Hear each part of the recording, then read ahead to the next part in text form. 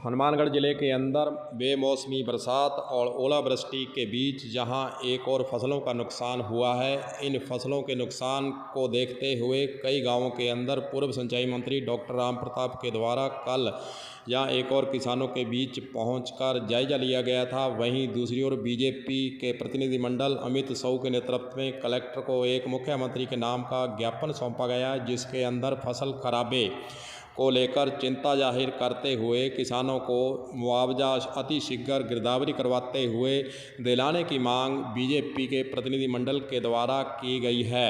आइए सुनाते हैं आपको कि तमाम किसानों की इन मांगों के बारे में युवा नेता अमित साहू का क्या कहना है, सुनिए।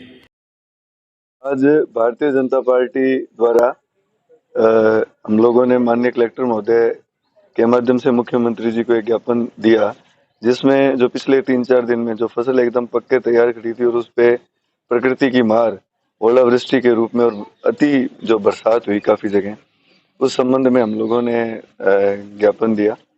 और कलेक्टर साहब ने आश्वासन भी दिया कि उपखंड स्तर पर सभी अधिकारियों को पाबंद किया जाएगा कि जल्दी से जल्दी इसका सर्वे रिपोर्ट की जाए और राज्य सरकार को इसमें सहायता के लिए भेजा जाए।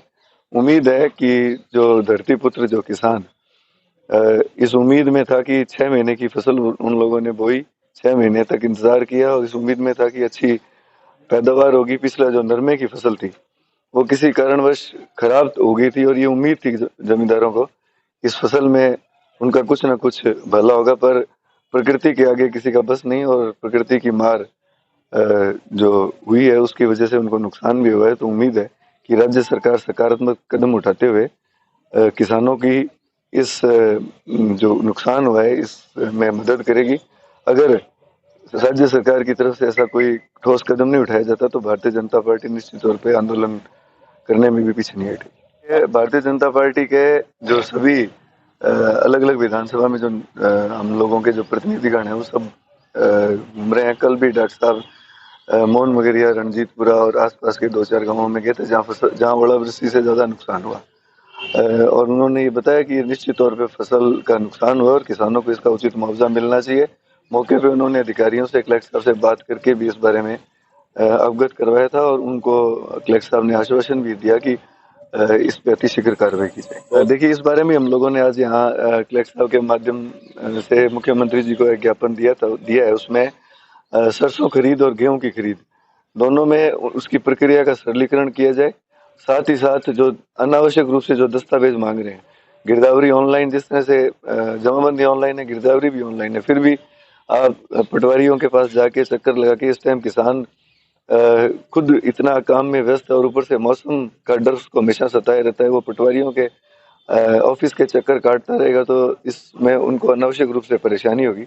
इस बारे में भी अबावत में हमने कलेक्टर साहब को दिया है कि एक तो इस जो प्रक्रिया है खरीद की सरलीकरण हो, सरसों की जो खरीद है वो उसको भी कुछ बढ़ाया जाए जिससे कि किसानों को राहत मिले और जो समर्थन मूल्य है उस पर दोनों फसलों की खरीद हो जाए, जिससे कि किसान को कहीं ना कहीं कुछ राहत मिलने का काम हो।